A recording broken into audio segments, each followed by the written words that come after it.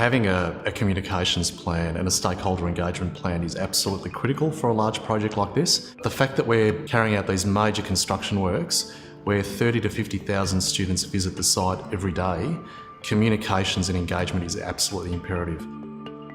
The first stage in any kind of major project like this, and in terms of building a communications and engagement plan, is doing research.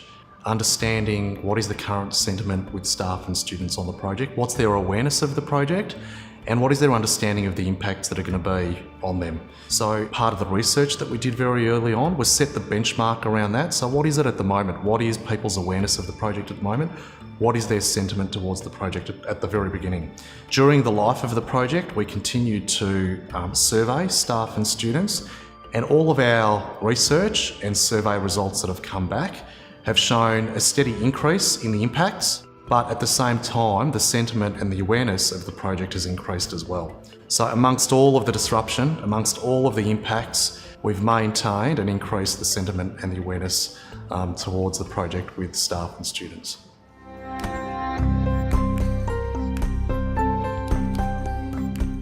One of the key challenges in developing a communication strategy on the NAS project was that it had been talked about and discussed for a really long time, and a lot of people had very strong predetermined views about what the impacts would be. It's very difficult to try and communicate to staff and students this quite complex project in just one chunk.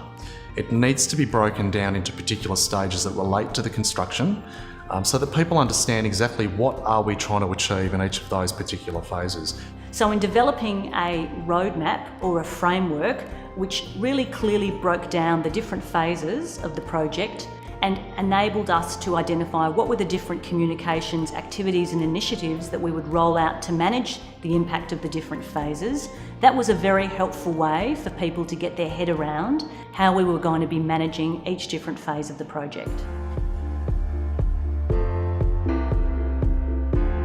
Obviously, having buy-in to the comms strategy from senior management is imperative. They need to understand what we're trying to achieve in each of the phases. So that's a number one.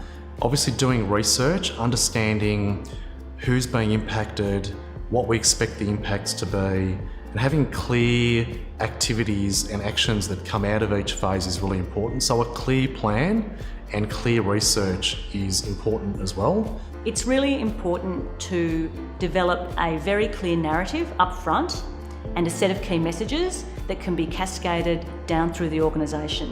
What that does is that aligns the messaging and it makes sure everybody is saying the same thing about the project. The other thing that's important is making sure you've got the templates and the processes and the channels in place to make sure that information is cascaded down through the organisation in an efficient and timely way. If you're putting out a weekly bulletin, you need to make sure that you're doing that at the same time every week. So I think you need to give your stakeholders consistency so they can trust that you're delivering them the right messages at the right time. Another important thing is that you need to be able to take on feedback that you receive from your stakeholders, and you need to be flexible enough to respond to that feedback and adjust the way that you're communicating so that you can make sure that you're really giving your stakeholders what they need.